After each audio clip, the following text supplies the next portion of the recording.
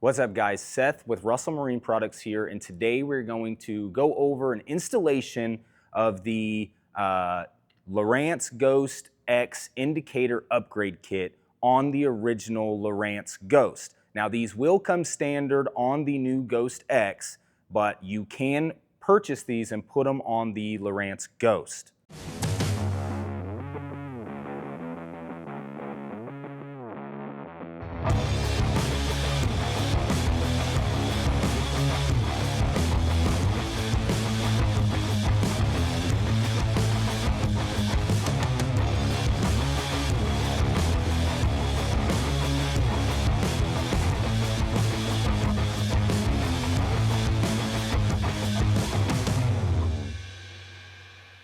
So when you purchase your new Lowrance Ghost X indicator upgrade kit, it's going to come with a few items in it. We're going to go over those real quick. It's pretty simple.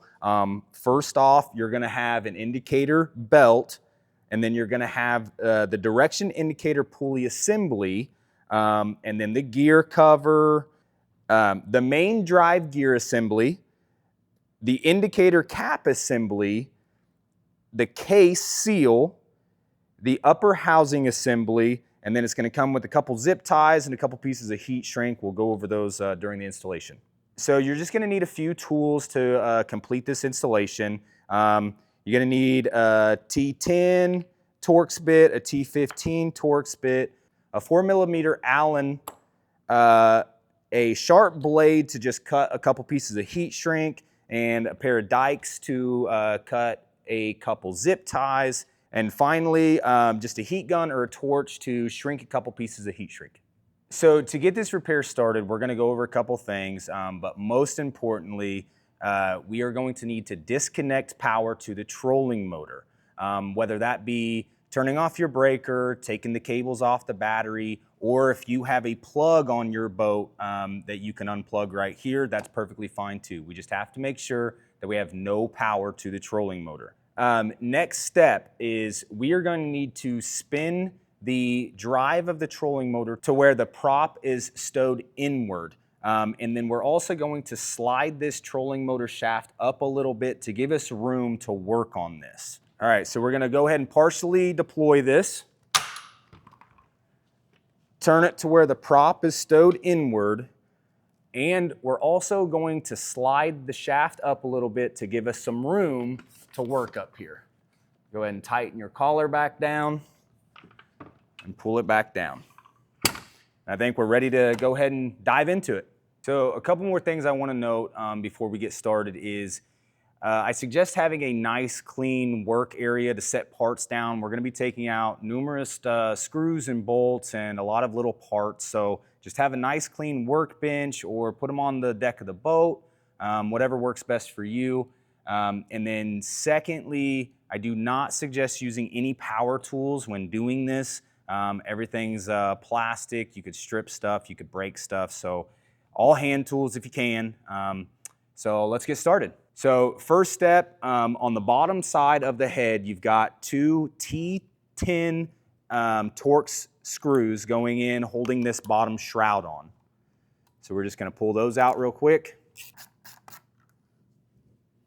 So once those are out, this shroud is just going to pop off, slide it down, and it'll just come right over the shaft. When you're taking all these parts off, try to be sure to keep all of your screws and your bolts with each individual part. That way you don't get them all mixed up and gotta figure out what goes to what later. All right, next on the bottom side, there are 14 T15 Torx screws that hold on the upper cap assembly. So we need to take every single one of those out, and then we'll get into the insides.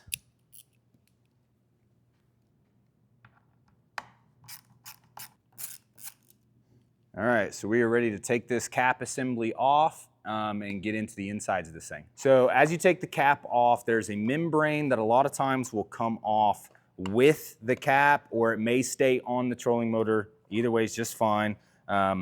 Again, keep all of your screws that you took out of that together. That way they don't get mixed up with other parts. So underneath here, as you can see, you got two control boards. This is the main PCBA board. and then this is the GPS board. We're gonna take both of those off. So there's gonna be 6 T15 screws and 1 T10 screw in this, and then both of these are T15 as well.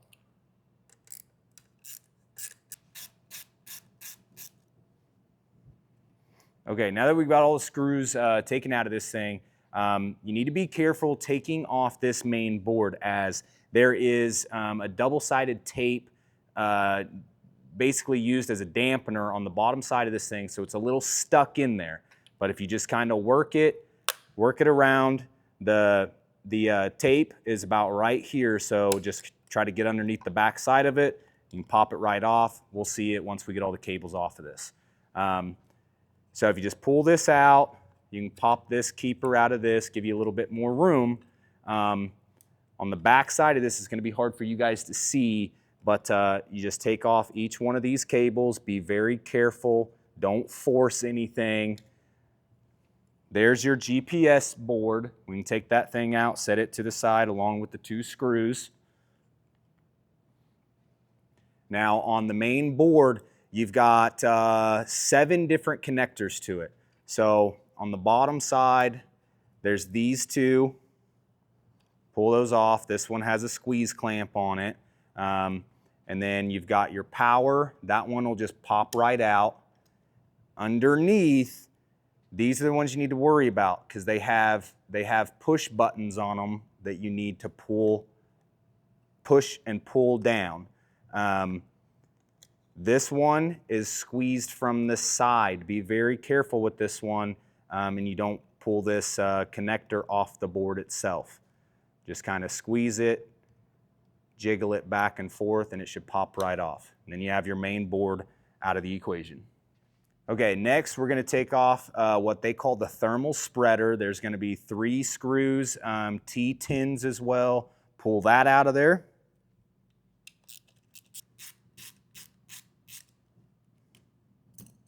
All right, now that we've got that out of there, we're going to cut a couple zip ties out. We're going to remove some cabling, get these things out of the way, and then we're going to go after the cover. So there's going to be 2 zip ties that you got to cut, one on this cable, just cut that zip tie, and then one holding these 2 cables in place as well.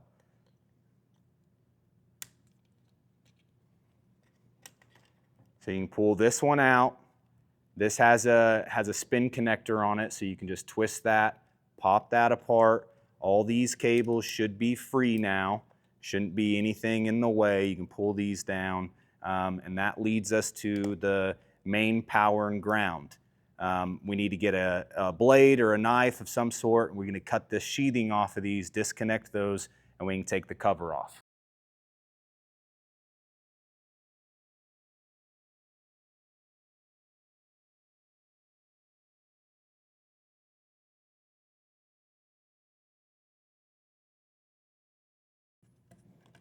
All right, so that does it for all of the cables. We're going to get those out of the way.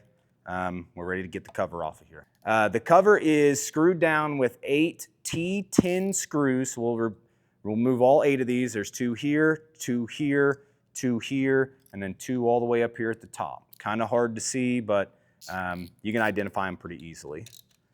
I'm going to pull all those out.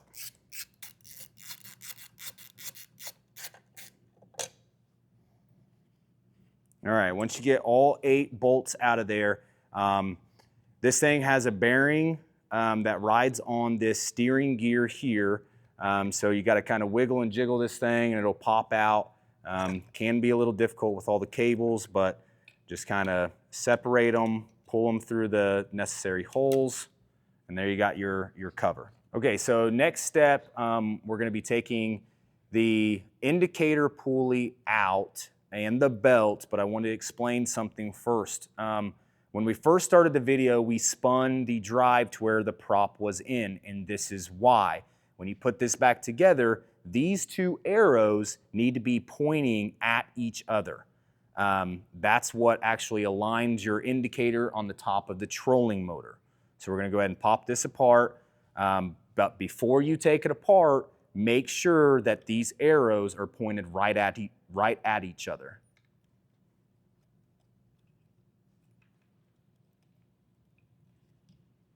Just get that belt off. All right, after getting the indicator pulley off there in the belt, we're gonna loosen up the steering motor and get the steering belt and the steering gear out of the way as well. So to do this, you're gonna just loosen up these 4 screws that hold the steering motor in place. You just gotta loosen them up a few turns. You don't have to take the bolts out. Okay, so once you get these 4 screws loosened up a little bit, on the outside of the case over here is your 4mm Allen head bolt that we need to loosen up, and it's going to slide the steering motor in and release tension on the steering belt.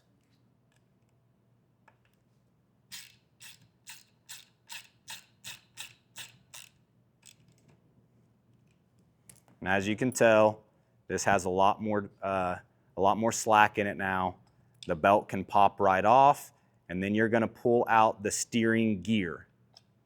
Pull that out. There's a bearing that needs to stay in here, and then a bearing down here in the case that can also stay in place. We do not need to remove that. Sometimes it'll come out on your gear. You can just pop it back in there or reinstall it later, up to you.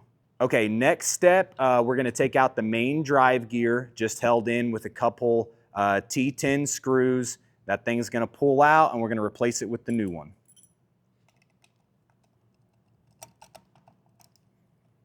All right, so once you get those loose, this thing's gonna slide right out over all your cabling. Pull that out, and now we're ready to go back together with our new upgrade kit. Okay, so on your new drive gear assembly, if you notice, there is a wider track on the bottom side of it, and it can only go in one orientation. As long as you paid attention and you made sure that the arrows were looking at each other, as long as you put this back the same direction, you shouldn't have an issue lining up the tracks. One other thing to note is the hard stop on the bottom of this gear needs to be on the bottom side of where this hard stop is. You can't have it on this top side. As long as that hard stop is down on the bottom, you'll be just fine. So when you slide this back in, you're gonna slide all the cables through it, push it back in there, make sure your arrow is going towards the head sensor, and you'll feel this thing kind of lock into place. And there she is. We'll put the screws back into it and keep putting this thing back together. All right, we're gonna put the screws into the main gear. And when tightening these down, kind of make sure you go evenly, just so we know that this thing is completely seated properly. You don't want it tweaked sideways in there or anything. So just snug them up, make sure they're going in evenly, one's not super tight. All right, so once we get the main gear put in there, the main drive gear, we're gonna go ahead and put the idler gear back in there with the belt, but we are not going to tighten this up just yet. So that just pops into the bearing, should engage into your main drive gear. So once you get the idler gear put in there, the belt should just slip right over. The idler gear should be engaged in the main gear. Everything should be nice and tight. And then we're gonna move on to the indicator belt and pulley next. Okay, so we're gonna put on the new indicator pulley. This is very important when you're putting this on to make sure that it's aligned correctly with the belt going over the main gear here. So when you put this on top of the head sensor, this should just pop right in. Make sure that the arrows are pointing each other. They are typically marked, so you can't really misalign it. Slide your belt over the back side of the indicator pulley. Line them up, and then slide the belt over the main gear pulley. That thing should be lined up perfectly, just like that. If it's off slightly, you can skip a gear or skip a tooth over here and get it aligned the way that you need to. All right, next we're gonna put on the new gear cover. It is slightly modified from the original one just because we have a hole for the indicator pulley to come through. Pretty standard. Just make sure all your cables are coming through the holes that they need to. All these cables are going to slide up through the middle.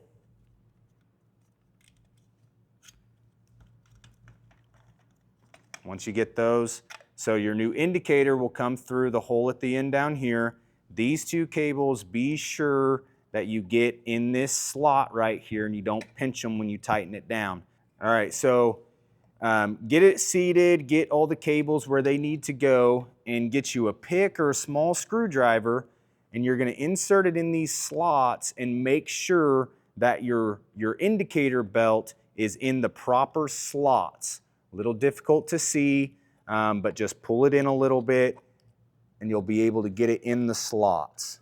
Okay, so once you get those where they need to be positioned in the correct place and this thing is seated, press in on this bearing right here and it should completely seat. This cover should not have any wobble in it. If it does, you probably have a cable pinch somewhere or that pulley belt is not completely where it needs to be. So once that's in, again, you can see that our arrows are still aligned. Our pulley underneath here is seated where it needs to be, and then all of our cables are where they need to be. All right, so we're gonna put the 8 screws back in this, the clear plastic cap. Okay, so once we get the clear plastic cap put on, we're gonna go ahead and tighten up the steering belt that we loosened up earlier. So to do so, you're gonna need your 4mm Allen wrench and a torque wrench is recommended. Now, if you don't have one that'll go down to 2.4 inch-pounds, you can get one that will do 12 inch-pounds and then release or loosen it 1 full rotation. So that's what we're gonna go ahead and do now. I have to set it to 12 inch-pounds. I don't have a torque wrench that goes that low. So we're gonna go 12 inch-pounds and then loosen it 1 full rotation. Go ahead and tighten this up to 12 inch-pounds.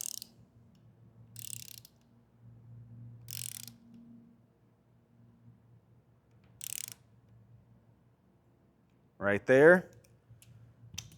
And then we're gonna loosen it up 1 full rotation. And if you reach in here, your belt should be fairly tight, but a little bit loose too. You don't want it super tight and you don't want it super loose. So once you get that thing torqued where you like it, the plastic cap has 4 holes in it that you can reach through and tighten up the 4 screws that hold the steering motor in place. We're gonna reroute our cables, make sure everything's in place. We're gonna hook up the power and ground, heat shrink those, then we can go back together with the control boards. So first things first, make sure that this cable is clipped into this holder, pretty simple. This top cable is going to be zip tied by itself. So what I found is the easiest way to get these zip ties in, they can be difficult to get through these holes, is just give these a couple creases at the bottom to where basically you make a U and you can slide it through this and it'll come out a lot easier. So once that's through, this one cable is going to be held by itself. Doesn't need to be ridiculously tight, just snug. Go ahead and take some dikes, clip off the end of that. And then this cable, gonna reach over here across the top. It's gonna slide into this slot on the cap, screw it into the other end. Make sure you tighten that down, and that's gonna fall down inside this head. Sometimes they're a little tight. Get them creased down in there. Now, the zip tie for this one is gonna go through this holder on the cap, and it needs to hold in the head sensor cable as well. So same thing, give yourself a couple creases here. Slide your zip tie through the holder, back around both cables. Again, they don't need to be ridiculously tight, but these 2 cables will kind of be up here at the top like so. And go ahead and clip your zip tie again. These cables are going to float up here. This cable is going to be here. We can go ahead and heat shrink our power and ground back together.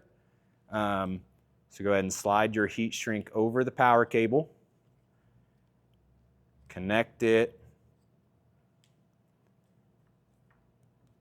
Slide your heat shrink, make sure it's as centered as possible.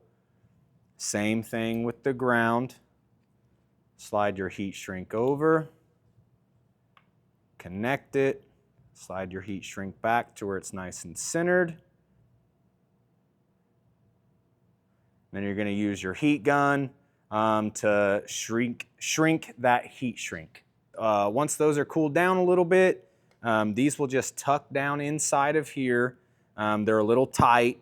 The thermo spreader that we're about to put over it will help hold these down in place. So if they keep popping out, don't get too worried about it. They will be held down. So just make sure that you're not pinching it anywhere along this outside rim. And then we're going to move on to the thermal spreader. It'll go over the top of these cables.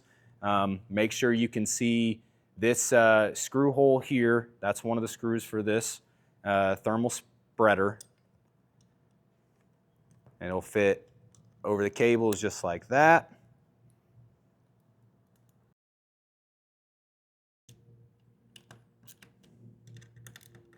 All right, once you got the 3 screws in that, make sure nothing's pinched underneath it.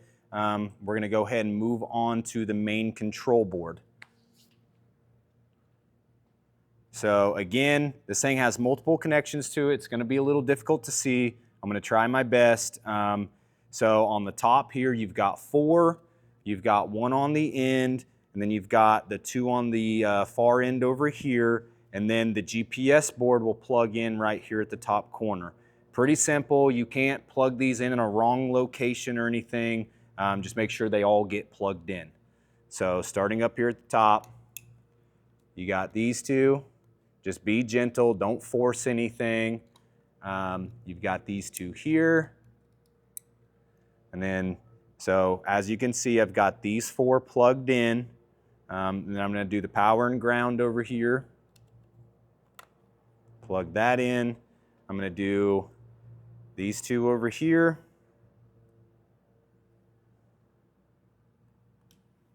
And then before I attach this and tighten it down, I'm going to grab the GPS board, go ahead and plug it in. It's a little bit easier to get to this plug with it unattached. So get that plugged in. This thing should kind of fall into place. The most important part is up here at the top, the power and ground. They can sometimes seat on the rim, so just make sure that those are tucked down in and you're not going to pinch it with your outside cover. And on the control board, there's 1 screw. It's a machine screw or a machine bolt, whatever you want to call it. It's different than all of the rest of them. So this one is a Torx 10. It'll go in the very top up here. Just make sure it gets in its correct location. Don't worry about tightening anything down just yet. Get all the screws put in first, and then we can go around and tighten them all. I'm going to go ahead and get the 2 screws for the GPS board put in as well. And you can go ahead and just snug everything down once everything's started.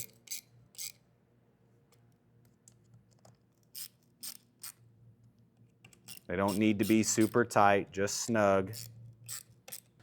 And then don't forget that last T10 Torx up here at the very top. And then one more sanity check, just make sure all your cables are nice and tucked in. Everything's away from this outer rim where the cap's gonna go. And we should be good to go on to the next step. All right, so now that we've got the main PCBA board and the GPS board put in, we're going to put the membrane back on, and then the outer cap, and then the new upgraded indicator. So first things first, we're just going to put this on there. Just slide it on, make sure it falls into place nice and easy. So then your cap will go over the top. And then we're ready to put the 14 screws on the bottom side back together, get all those snugged up, and we'll move back up here on top for the new indicator. Just go ahead and put your 14 screws in here and make sure, get them all started before you tighten them all up. That way nothing's misaligned and you don't have to loosen and tighten and loosen and tighten. So just go ahead and get them all in there. All right, once you got the screws tightened up on the bottom of the cap, we're gonna go ahead and put the skirt back on there. Pretty simple. Just flexes over the shaft, over the cable. Make sure that gets clipped in. It's nice and tight. Then put your 2 screws in the bottom. All right, and last but not least, it's time to install the new indicator. If you look on the inside of here, there are 3 tabs on the inside of the cap that need to align with 3 notches on the new pulley. And they should also, if installed correctly, this should be pointing in the same direction as your lower unit. So just clip that on there, press on the center. It should pop in, be nice and tight, and there's your new cap. Okay, so now once the installation is complete, we are ready to do the calibrations on the foot pedal. This has to be done after the installation because we disconnected the boards and everything, so we have to do a pedal calibration and then a bow offset. We can go ahead and apply power to the trolling motor. We can check functionalities, stuff like that, so let's go ahead and get into that. So the first calibration that we need to do is going to be the pedal calibration. To do that, you need to turn the trolling motor on. You're going to hold 1 and anchor.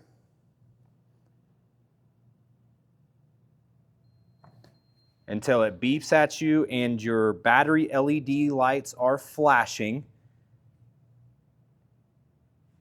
And then you're going to hold anchor and 3, the anchor and 3 configuration keys, until the light on the anchor button is flashing. And then you're going to do the pedal calibration or the pedal rotation. You're going to go heel down, nice easy movement all the way down. Then you're going to go toe down.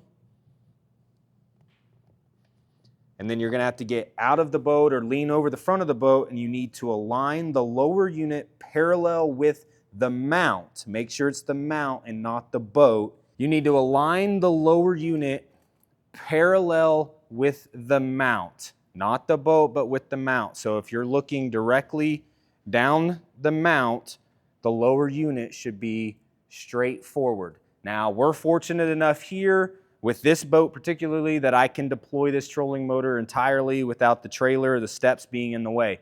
Some of you guys may not have that opportunity, and you may have to do this on the water. It's going to make it a little bit more difficult, but it does need to be done.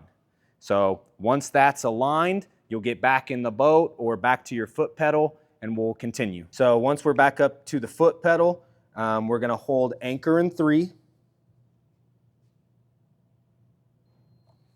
And then we're going to exit service configuration mode, so 1 and anchor.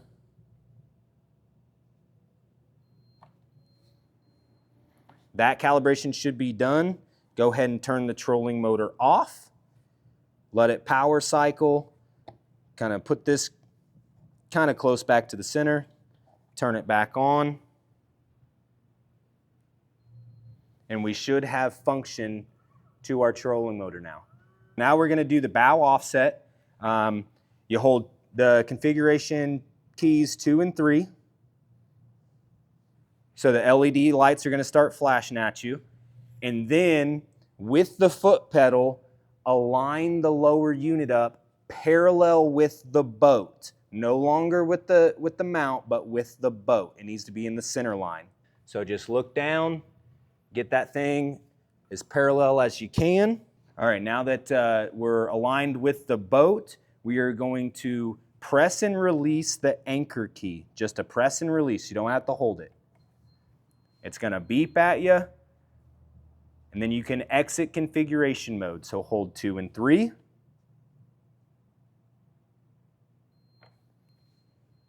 And this thing should be good to go now. Now that the bow offset is completed, I'm going to show you one thing to verify that your calibration actually took and it stuck and we're good to go. So the way this trolling motor works is you actually have about 370 degrees of complete rotation, meaning the drive where your prop is should turn completely backwards plus about 5 degrees in each direction. So if you notice, I turn this completely backwards. It should go, so there's straight backwards. It'll go about another 5 degrees. Now, I'm going to do it the other direction now. It should go all the way around to completely backwards plus about 5 degrees. That's how you verify that your bow offset stuck. If that is good to go, then you're ready to use your trolling motor. All right, guys, so as you can see, with everything installed correctly, everything functioning as it should, the light should come on. This thing's a lot smoother than the original arrow indicator. It moves very smooth, it lights up, everything should be good to go. So if you guys have any questions, any concerns, feel free to give us a shout, reach out to us. You can email us at sales@russellmarineproducts.com, or you can give us a call, 316-313-4113. Thanks for checking us out, guys. Are you tired of your old marine electronics? At R&P, we make trade-in easy. 3 steps. Step 1, shoot us an email, get a quote. Step 2, send us your old unit and get credit. Step 3, get your brand new unit and get installed on your boat today.